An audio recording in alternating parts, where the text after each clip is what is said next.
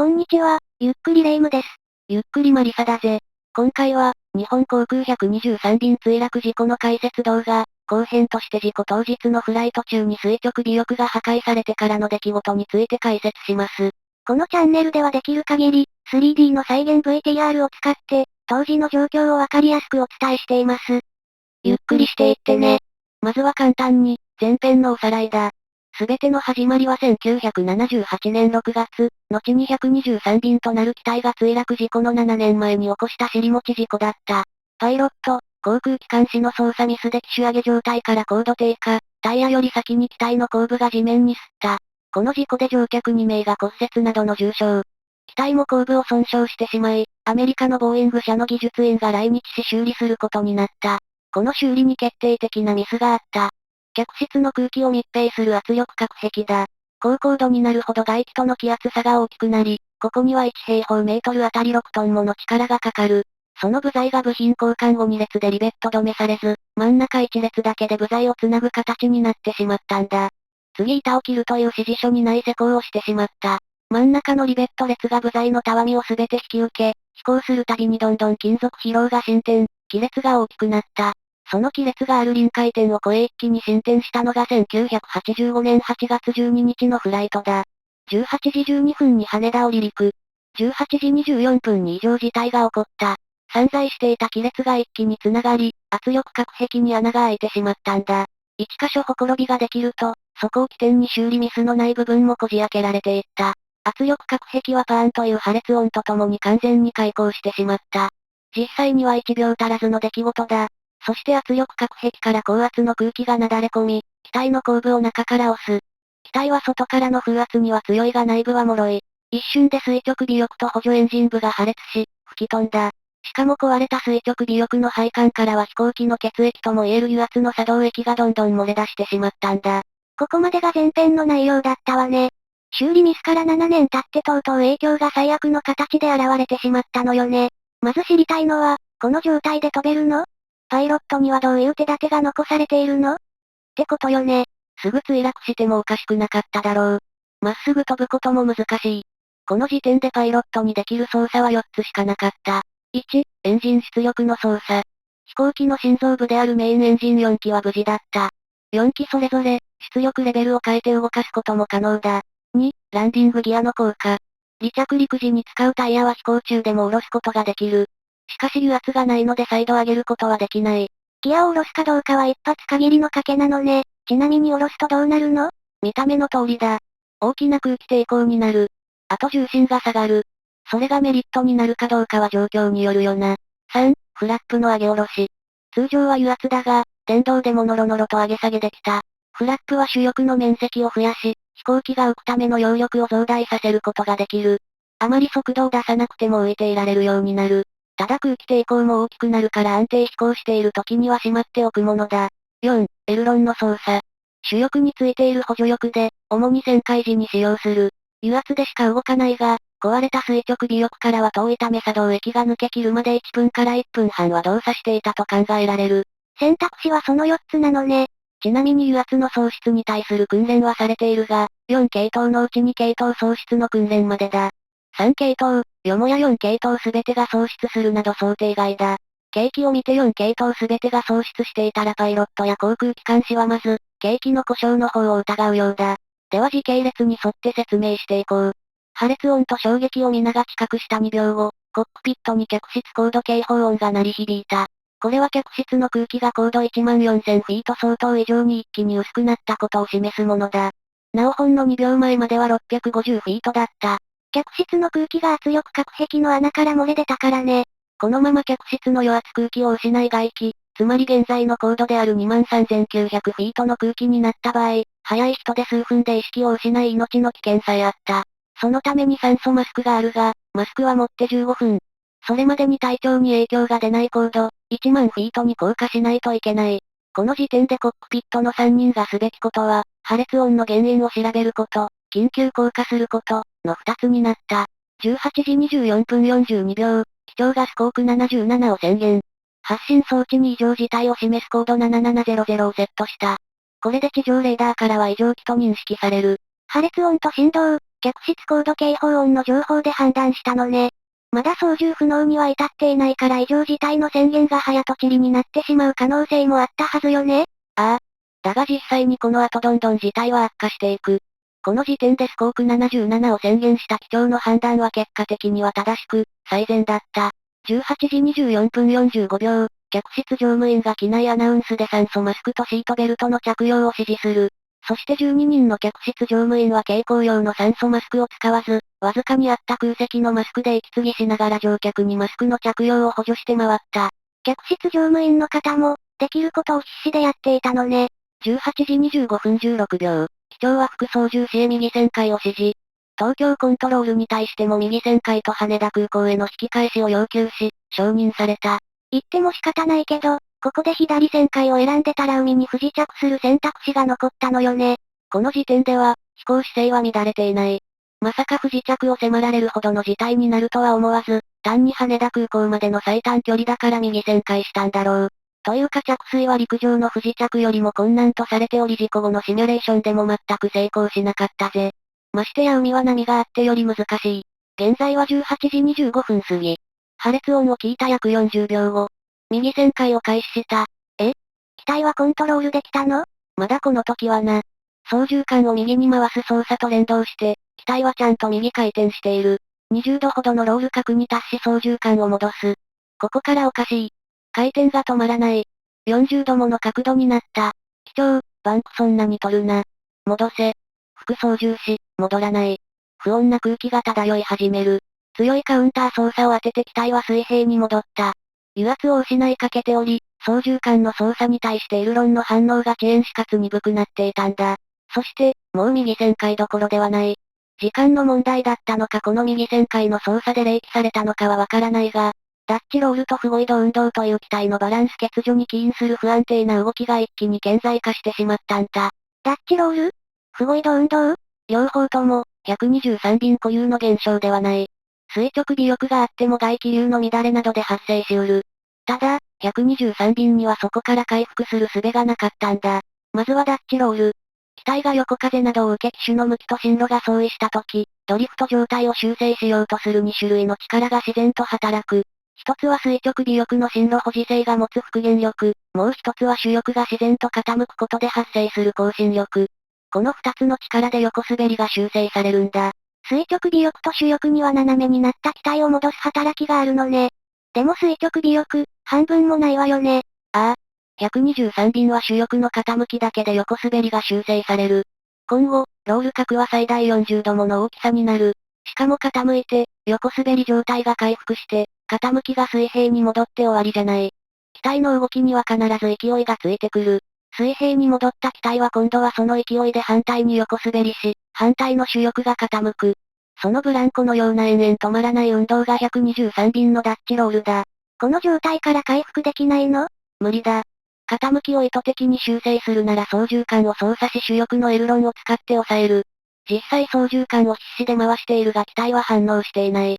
ここでいよいよエルロンも動かなくなったのね。主翼にはフラップもあるが、エルロンより効果は薄い。しかも約12秒周期のダッチロールに対してフラップの電動での上げ下げは分単位。遅すぎて対応できない。ちなみに垂直尾翼って4割ぐらい残ってるわよね。その部分が少しだけいい方向に作用してくれないの？無理だったようだ。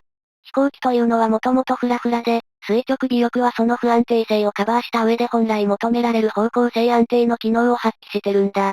123便のわずかに残った垂直尾翼はその不安定性をカバーするのが精一杯で、ダッチロールに抵抗したりする方向性安定の機能までは持ち得なかっただろう。次に不護移動運動だ。延々、上昇降下を繰り返してしまう運動だ。こっちは垂直尾翼の有無とは無関係に起こってしまう。例えば機体が降下するとだんだん速度が増す。速度に比例して揚力も増し、ある点で揚力と重力がイコールになる。そこで水平飛行に移ればいいが、実際には慣性力でかなり降下してしまい、速度が出る。すると翼に大きな揚力が働き上昇。速度を失いながら高度を上げ、やはりある釣り合いの点を超えるところまで上昇してしまう。速度が落ちきり揚力を失うと、機体の重力を支えきれずまた降下を始める。その繰り返しが不護移動運動だ。123便の場合おおよそ80秒周期で発生していた。対策としてはやはり姿勢の保持だ。水平尾翼の昇降舵を使って前後の傾きを調整し、姿勢制御で上昇、降下を抑える。実際に副操縦士は延々それを試みている。上昇を止めるべく機種上げ状態を解消しようとしているが、止まっていない。油圧喪失で昇降舵が動いていないんだ。速度を失いながら上昇。加速しながら降下。この不語移動運動は今後も続く。エンジンの出力調整で不語移動運動から回復することは理論上は可能だったようだが、ダッチロールも併発している現実ではあまりに困難だ。18時26分27秒、航空機関士が油圧の全面喪失を確認した。しかしそれ以降も副操縦士は冷静さを失わず操縦桿を操作し続けている。最後まで、諦めずに。なぜ操縦桿を操作し続けたの？油圧はゼロを示してて、実際に操縦桿を動かしても機体は反応してくれない状況よね？どうやら3人は最後まで、垂直尾翼が吹き飛んだこと、油が物理的に流れ出たことはわからなかったようなんだ。何かの拍子で故障が回復するのを祈って操縦していたか、わずかでも効いていると錯覚していたかもしれないな。18時27分2秒、右旋回の軌道を取らない123便に対し、東京コントロールから緊急事態を宣言するか確認があり、機長は緊急事態を宣言した。機体は右旋回できないどころかダッチロールと不語移動運動で上下左右に揺られ続けた。18時28分35秒、機長は操縦不能を宣言。なおダッチロールはプラマイ 0.5G、不語移動運動はプラマイ 0.3G の勢いで機体や乗客を揺らした。なお普通乗用車のフルブレーキが 0.6G、エレベータが0.1から 0.2G ほどだ。乗客の方々、想像を絶する恐怖と苦痛だったでしょうね。ああ。この動画の再現 VTR は、開示されているフライトレコーダーの情報をもとに機体の傾きなども当時のまま再現している。現在、左に傾いた時はマイナス20度、右に傾いた時はほぼ水平というダッチロール状態だ。ちょっと映像が乱れるが、客室から外の景色を見るとこうなる。20度という傾き自体は通常の飛行でも使用される範囲の傾きだ。今回も東京湾を出てから25度ほどに傾けて右旋回している。でも12秒に1回それが来たらあまりに恐怖だし、心も体力も消耗するわ。言ったようにこのダッチロールを減衰させる術はない。そして機体が姿勢を変えると基本的に増幅する。この後どんどん増幅し倍以上の角度になっていく。これ、20度でもすでにかなり怖いわ。ここから倍以上に傾くなんて。操縦不能の情報が入り、いよいよ羽田では東京救難調整本部が設置され緊急着陸の準備に入る。埼玉県狭山市の入間基地では戦闘機がスタンバイする。18時29分頃、123便は伊豆半島を越え駿河湾上空にあった。機長が気合を入れろ、ストールするぞ本当に、はいじゃないが、と激を飛ばす。18時31分頃、羽田へ向かわず西に進路を取る123便に対し東京コントロールは名古屋空港への着陸を提案するが、機長はこれを固辞。あくまで羽田空港に帰るつもりだ。距離的にはもう同じぐらいね。進行方向を考えたら U ターンの手間がない分名古屋空港の方がいいんじゃないの？滑走路の長さや不時着後の体勢の厚さで決めたんだろう。安全に着陸できないのは明らかだったからな。ただ空港に向かって飛べるかの問題があるがな。例えば左の、第1第2エンジンだけ孵化したら反動で右に曲がったりしないの？それな、一応霊夢の言う通りだ。特に、外側の第1エンジンを強く吹かせば機体は大きく右に進路を転換しただろう。だがな、方向を変えられたというのが事実でも機長が言った操縦不能というのもまた事実として成立する。結果的には操縦不能なの？なんで？現在、ダッチロールが継続しているからだ。このダッチロールが、機体がひっくり返るほどの強さじゃないのは何かの力で抑え込んでいるからじゃない。本当にたまたまだ。この状態で意図的にエンジン推力を不均等にしたら機体が逆さまになるほど傾いて即墜落もあり得る。逆に言えば、もし何かの弾みでダッチロールが収まりさえすればエンジン推力差を利用して空港に向かう、その希望はこの時点では持っていたはずだ。すべてに絶望してはいない状況だったのね。ここで、パイロットとしては慎重に避けてきたであろうエンジン出力の不均等が発生してしまう。わずかだが第一エンジンの出力が大きくなった。ほんのわずかだけど、確かに大きいわね。これは意図して右旋回しようとしたの？いや、それはない。操縦の癖か、機械の反応の癖、いわゆるアライメントのズレだろうな。現在18時32分頃。確かに機体は右旋回を始めたが、かつてないほど傾きの幅は大きくなっている。傾き、50度ぐらいありそうね。推力差が発生した31分頃から、明らかにダッチロールがひどくなっているわね。慌ててエンジン出力をミニマムにする。とにかく機体に力を加えず、収まるのを待つ。その結果、大きく右に傾いた状態はだんだん解消されていった。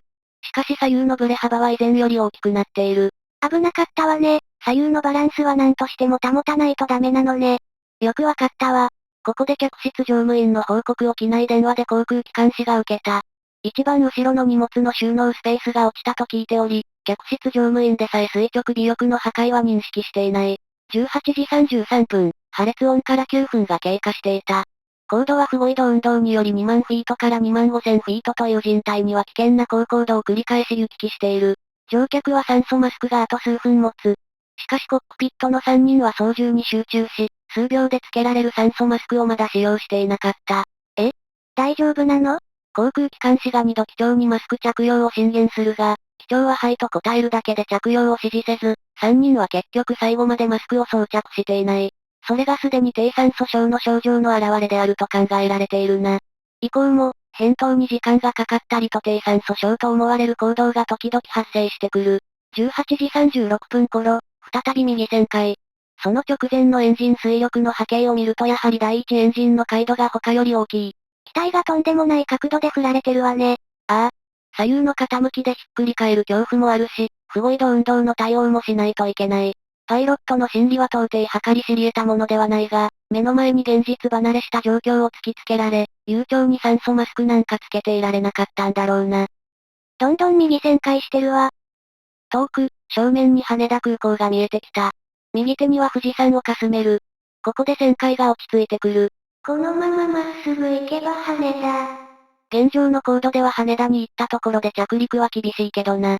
この映像は機体に合わせてカメラも上下動させてるからわかりにくいが、実際には不護移動運動で機体は激しく上下動している。現在、エンジン推力を調整するスラストレバーの操作は基本的に不護移動運動の対処だけを考えて行われている。すなわち、基本的にはエンジン推力を絞る。速度、高度を落としたいからな。特に降下中はそうしている。上昇して速度が落ちきった時は、失速といって落下状態になってしまう危険があるから仕方なく推力を上げる。この繰り返しだった。一方でダッチロールは操縦桿の操作で対応していた。傾きを打ち消すように操縦桿を回し続ける。全く効果は出ていないが、操作をやめることはしなかった。機長は何度も頭下げろと指示する。上昇の起点は機首が上向くことであると見抜いていた。なんとか機首を下げ、最終的に高度を下げたい。18時38分、進路がやや修正を受ける。北に向かって進む。この時はエンジン推力差ではなく風の影響と見られる。18時38分32秒、航空機監視がギアダウンを提案。抵抗を増やして高度を下げようというんだ。下ろしている最中は重心の変化で機首も下がる可能性がある。もっと簡単に、例えばエンジンのパワーを弱めたら高度も下がるんじゃないの？それはやっている。降下時はパワーを弱めている。だが高度が下がると降下の勢いで勝手に加速して、速度がつくと勝手に上昇してしまう。それをここまで散々10サイクルほど確認して、もう効果が出ないことが分かったので次の手をやろうという流れだ。ここまでギアダウンをしなかったのは奥の手でありリスクもあるからだ。なんとギアは電動操作の場合、一度下ろすと上げられないんだ。着陸時に毎回下ろすものだから、どういう挙動をするかは想像はできている。しかし今の機体の状態ではあまりに未知数だ。機体が大きくバランスを失ったりしてももうギアを戻すことはできないのね。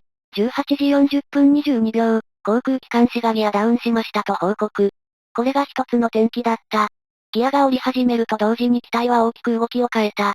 いい方に変わってほしい。なんと機体が安定して降下を始めた。それに伴い不護移動運動は一時的にほぼ沈静化、ダッチロールもやや低減した。やっと降下が始まったのね。しかも機体が安定してきた。機体は右に傾き、大月市の上空で1回転の航路を描いた。この時もやや、第1、第2エンジンの推力が強い。でも1回転、しかもこの地図を見ると相当小回りよね。推力の違いだけでそんな急旋回できるものなの？まあ確かにな。ギアが影響してる可能性はあるな。ギアは自重で勝手に下がるため、右のギアが先に下がり一時的に重心が右に寄ったのかもしれない。オルタネート操作では、単にロックを外してくれるだけでギアはズルズル降りるだけなんだ。油圧の動きを完璧にトレースしてくれるわけじゃないのね。本当に予備的な手段なのね。ダッチロールは相変わらず約12秒周期。だが傾きのブレはかなり落ち着いている。参考までに、フライトレコーダーの波形図だ。一直線に降下してる、不護移動運動。完全に消滅してるわね。機体の回転も、確かに落ち着いてるわ。さっきはひっくり返りそうだったのに。ほんと下ろして正解だったよな。ギアダウンは後の調査でも、主翼のギアのみではあるが下ろすべきって結論が出ている。しばらくしてギアの偏りが解消されたのか、機体は水平状態に戻った。ダッチロールはしているが右旋回が止まって直進し始めた。18時45分18秒。機長がここでホールドと発生。このまま直進すれば、なんとその先には羽田があった。高度は現在13000フィートでまだ下がっている。前に羽田空港を向いた時より高度も落ちてるし、行けるわ。このまま進んでほしい。18時45分36秒。ここで航空無線を聞いていたアメリカ空軍の横田基地から通信が入った。アメリカが支援に乗り出したんだ。123便にとって横田基地は、羽田空港よりはるかに近い位置にあった。支援の申し出はありがたかったはずだ。だが機長は横田基地に対し操縦不能と伝えるだけで、専用無線チャンネルの設定や着陸時の進路の確認といった緊急着陸に対する具体的なやり取りはしていない。なんで？横田基地、すぐそこじゃない。おそらく理由は3つある。1、やはり羽田空港を目指したんだ。消防などの支援の手厚さ、周りが東京湾、という条件が生還には必須で、羽田以外の場所だとたとえ空港だろうが大惨事になると考えたんじゃないだろうか。2、判断力が低下していた可能性がある。高度が落ちるまで、3人はこれまで18分間酸素マスクなしで高度2万フィート以上の空気の中にいた。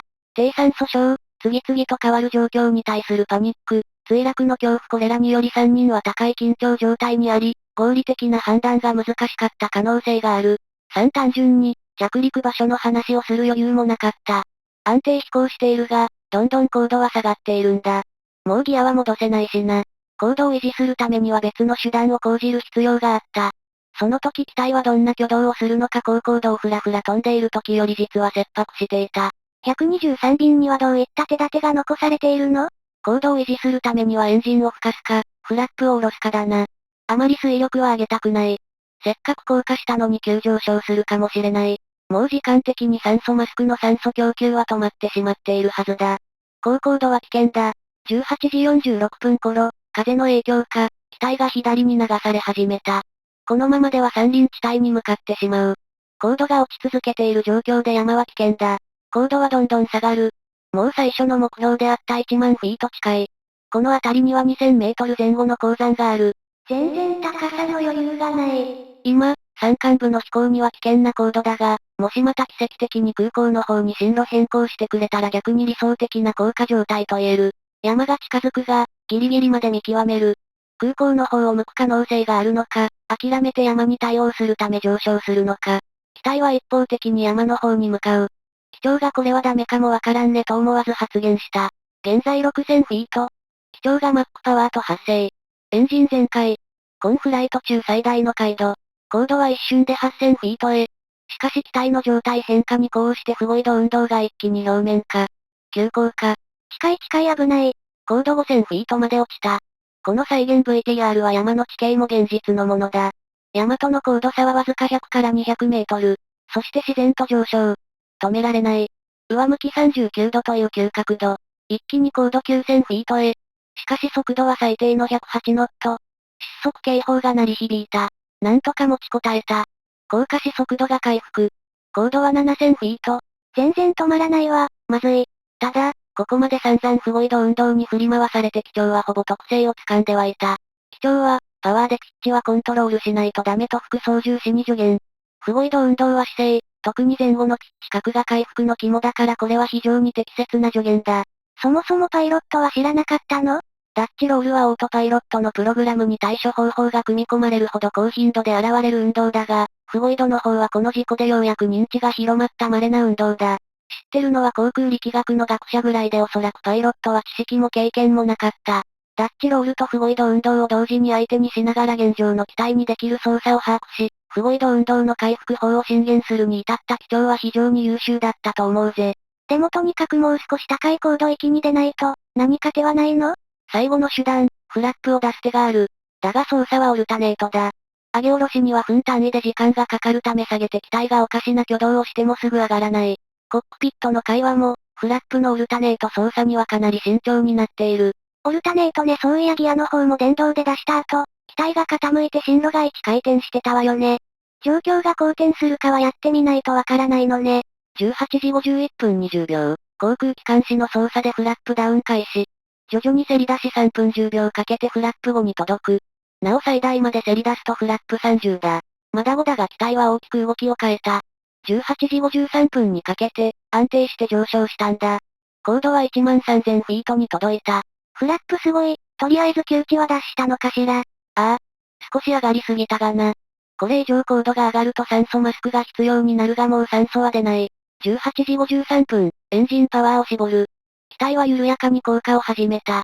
そして18時54分25秒、フラップをさらに下ろし始める。コックピットの3人はフラップの降下にわずかだが希望を見出していたことだろう。フラップの揚力でふわふわ浮き、最低限の速度で飛ぶ。エンジンの力はあまり使わず、高度の維持、失速の防止のみに使う。その状態を維持できれば、山を越えて平地まで飛んだ時に不時着が現実的になるだろう。これは後に何度も実験していられた123便の状況における最善の操縦法で、コックピットの3人はその操縦法を目指すところまでは行っていたようだ。クルーの方々は本当に優秀だったのね。だが最後の希望であるはずのフラップが、123便にとって致命傷となってしまったようだ。フラップのせり出しが急に速くなったんだ。フラップ5から1分半でフラップ25に到達する、とんでもない速さで降りた。3分10秒かけてフラップ5だったのに、オルタネート操作のせいなのかしら。しかも下ろしながら、どんどん機体は右下がりに傾いた。どうやら左右のフラップは均等ではなく、左のフラップだけ先に降りたようだ。フラップが出ると翼に上向きの揚力が発生する。左の翼の方に強い揚力が発生。機体は一気に右下がりになった。オルタネート操作の恐れていた要素が現実になったのね。これ以上姿勢が崩れると危険だ。一旦フラップを戻すしかない。航空機関士がフラップを操作。フラップが上がり始める。しかし、もう手遅れだったんだ。機体の傾きはこれまでで最大の80度。80度？機種も36度下に傾いた。ここから一気に急降下する。1分あたり18000フィート以上の恐るべき降下速度だった。早すぎてフライトレコーダーの記録は振り切れている。エンジン全開でとにかく急降下を食い止めようとする。これまでで最大、3G もの荷重を受けながら降下は止まった。だがその時、高度はもう5000フィートまで落ちてしまっていた。対地接近警報装置が鳴り響いた。一本から松と後に呼ばれる機に第4エンジンが接触。ここで第4エンジンが脱落した。次の稜線で右主翼が大破。機体はほぼ逆さまの状態で、さらに奥の稜線へ。18時56分30秒、墜落。群馬県上野村、高間ヶ原山の山中だ。胴体と主翼部には燃料がたっぷり入っている。一気に燃え広がった。稜線という山の角伝いになっている部分に衝突したため部品の多くは両側の沢に転げ落ちた。なんてひどい。別角度から、機体はほぼ真横になっている。ここから急降下していく。どんどん勢いがつき、降下後の速度は340ノット。なんとコンフライトの最高速度がここで出てしまっている。早い、なんてことなの。ここでエンジン最大出力。一気に墜落する事態は回避できた。速度はあまり落ちていない。上昇しかけていた。稜線までもう少し距離があれば避けられたかもしれない。最初の接触。第4エンジンだけが木とぶつかり、エンジンが脱落。次は接触というより、衝突だ。右主翼で地面を大きく削り取った。200トンの衝撃が機体に走り、残り3機のエンジンと垂直尾翼、水平尾翼を吹き飛ばした。衝撃で機体は逆さまになった。衝突したのは標高1565メートルの地点、速度は約263ノットだった。わずかに減速してるけど、とんでもない速度ね。次に墜落時の容態について説明するぜ。一番損傷したのが最初にぶつかった部分。機体全部の上側だ。機体全部の乗客は数百 G の衝撃を受け、おそらく苦しむ間もなく絶命しただろう。かなり強い衝撃を受けたのね。人間が耐えられる G ってどれくらいなの？ 20G 程度まで。それを超えると人体に何らかの損壊が発生する。機体後部はかなり奇跡的な墜落の容態だった。最も大きな最初の衝撃を全部が受け止めてくれた上、後部はその後斜面に設置したため衝撃が受け流された。ちょっと画面に反映しきれなかったが、ここは実際には木が生い茂った山林だ。機体後部は木をへし折りながら緩やかに斜面を転がった。そして稜線の間の谷の部分で停止する。衝撃は数十 G で収まっただろうと言われている。しかも下まで転がったことで、火災からも逃れられている。後に発見される4名の生存者は全員この機体後部、最後尾近くの席に座っていた。不幸中の幸いね。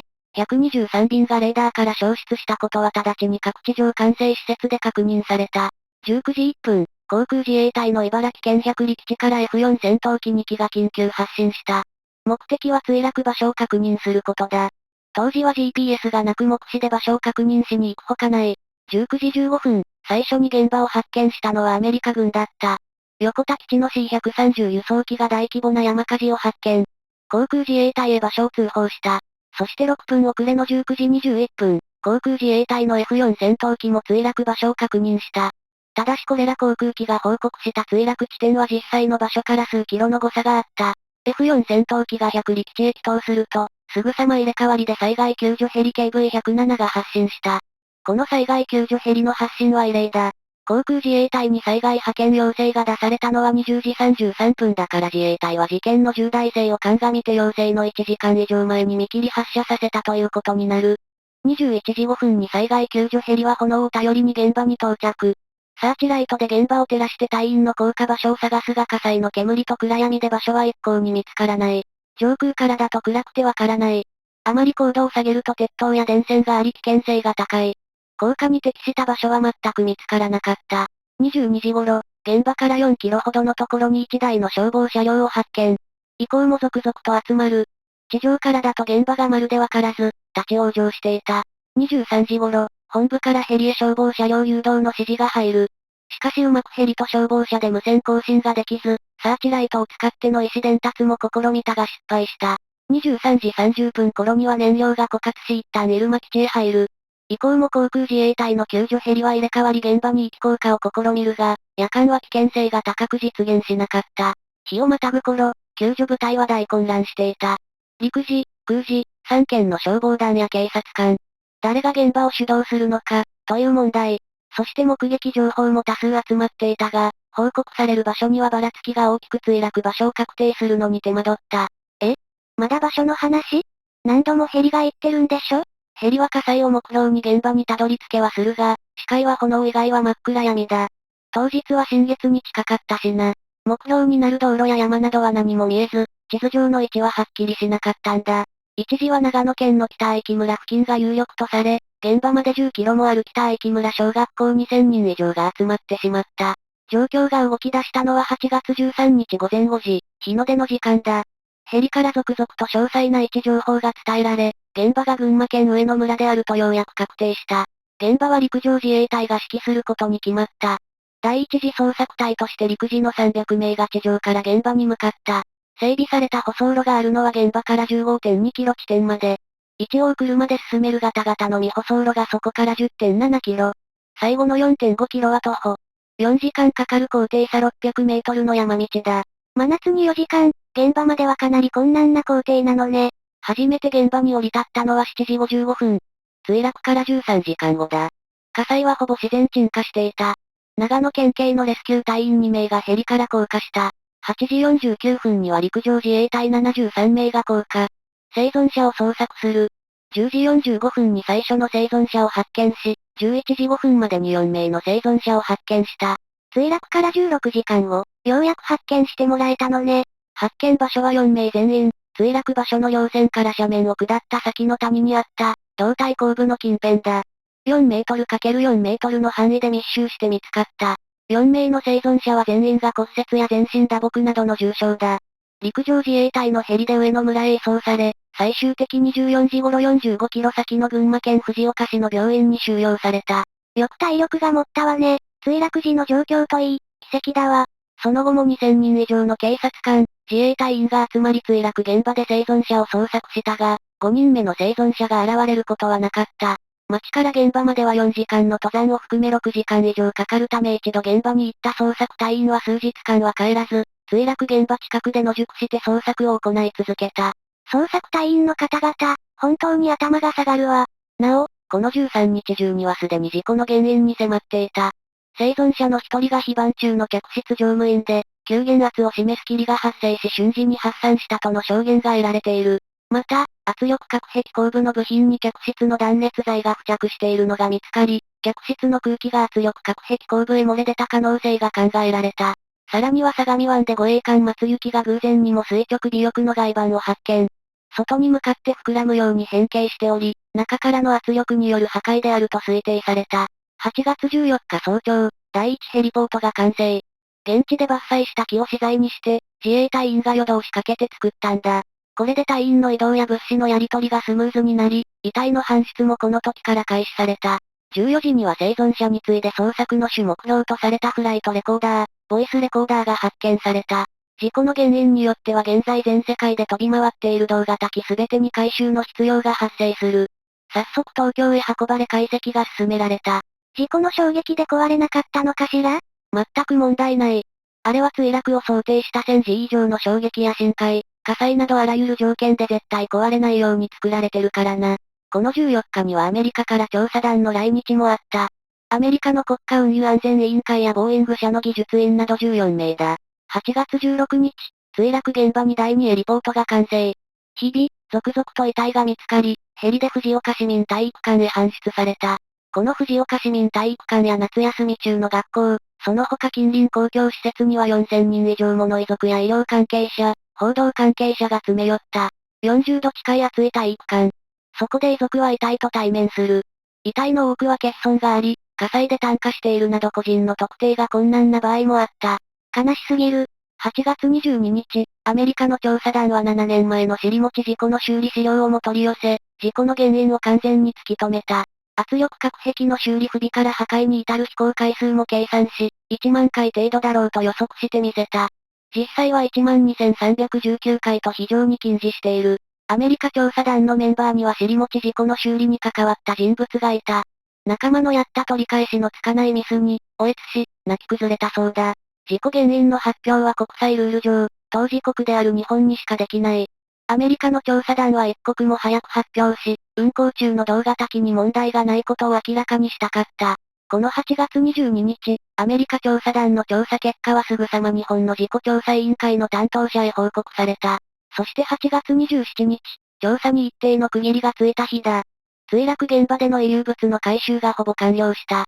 現場の捜索は続くが大幅に規模は縮小される。また、日本の事故調査委員会が中間発表を行った。アメリカが待ち望んでいた発表だ。しかし、修理ミス、発表されず。なんで？もう明確になってるんでしょ？日本としては後から覆ることのないよう十分な裏付けを得た上で発表したかったようだ。アメリカは待っていられない。ボーイング社は8月30日、123便の事故が発端ということは伏せたまま動画機を保有する航空会社に圧力隔壁の修理歴を確認した。続いて9月6日、いよいよニューヨークタイムズ新聞に修理ミスが原因であるとの記事が掲載された。アメリカ調査団の意思で、メンバーの一人がリークしたんだ。正式な発表は日本にしかできないから、強行手段を使ったのね。収まりかけていた日本の報道も一気に再加熱し、ボーイング社の責任を追及すべしとの声が高まった。尻餅事故の修理報告書などの当時の資料をもとに、来日したボーイング社の技術者44名のうち4名が圧力隔壁の修理に関わったと判明。群馬県警はアメリカまで行ってこの4名の引き渡しや事情聴取を要求したが、アメリカは拒否した。大事故を起こしたも同然の4人を？なんでかばうのよ。アメリカでは航空機事故について、よっぽどの隠蔽や意図的なミスがない限り個人の罪は問われないんだ。その代わり全部明らかにして、再発を徹底的に防止する。アメリカで無実と確定している人間を、同じ事件の容疑者として日本へ引き渡すことはできない、というのがアメリカの立場だった。特にボーイング社に忖度があったわけではなく、アメリカ司法省の通常の判断だったようだ。それならばと群馬県警から修理ミスに関する質問状を送付。これはボーイング社で受理され、容疑者4人に手渡すところまではされたそうだ。ただ法的拘束力はなく、質問状に対する回答はなかった。以降、日本に行けば逮捕の可能性があるため修理関係者は日本に来日もせず一切の関係を絶っている。11月1日、海底調査が開始される。相模湾に沈んだままの垂直尾翼や機体後部の部品といった事故の原因に関わる重要部品の発見が目的だ。20日間に及ぶ海底調査の結果、何一つ発見できなかった。そんなことある？海流で流された先まで予測して探したんだが、捜索範囲は広く水中ソナーも指して高性能ではない。そもそも難しすぎたミッションだったのかもな。成果ゼロは非常に残念ではあるが、事故の原因が今更覆る可能性はないとの判断で海底調査はきっぱりと打ち切られた。12月19日、遺体の身元確認作業が完了した。518名は判明したが、残る2名はいかなる科学捜査を用いても判別することができなかった。12月20日、前述の2名の犠牲者、そして身元は分かっていても引き取り手のない犠牲者の合同火葬、及び慰霊式が実施された。12月24日には政府の日航機事故対策本部が解散。事故処理としてはここまでで完結している。対策ってどうなったの？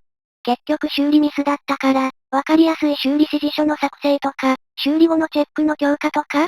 あとは圧力隔壁の強化とか、垂直尾翼に空気が流入しないよう密閉するとか、作動液の全喪失を防ぐための流出防止弁の追加だな。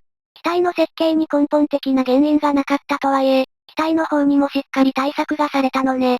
そして時は流れ、1988年12月、群馬県警は事故の容疑者を業務上過失致死で書類送検した。対象になったのは20人。ボーイング社4人、日本航空12人、運輸省4人だ。日本航空社長や運輸大臣といった経営トップから、修理や点検に直接関わった現場の人間まで、20人の立場は様々だ。書類送検された運輸省4人のうち1人は修理の検査官。ミスを発見できなかったことを悔やんでいたんだろうか。書類送検の1年前に自ら命を絶っている。検察は1年近くかけて20人を審議。1989年11月、嫌疑不十分であるとし20人全員を不起訴処分とした。遺族は不起訴不当であるとして検察審査会へ申し立て一部の容疑者の再審議を勝ち取るが、検察は再捜査を経て再度、不起訴処分を下している。関係者個人の責任は問えなかったのね。一方で企業は早々に責任を認めている。日本航空は尻餅事故の修理後の検査や、その後の度重なる整備で金属疲労を発見できなかったことを企業の過失として認定。ボーイング社も圧力隔壁修理ミスがリークされた後すぐに記者会見を開き、会社としての責任を認めている。また社長のシュロンツ氏は自らが遺憾、悔恨の念を伝えるべきと考え事故一周期の慰霊式典にも参加してるぜ。慰謝料は犠牲者一人当たり数千万円にも上ったそうだ。日本航空とボーイング社でどのように案分したかは不明だ。以降、日本航空は安全に関して絶対にミスできない立場となった。徹底的に業務を見直し安全に配慮した。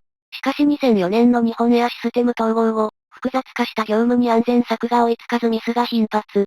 とうとう国土交通省から事業改善命令を受けてしまった。これは航空法という法律に基づく命令で、対応に不備があれば罰金が課されることもある。この上はもう事業停止命令しかないという重い命令だ。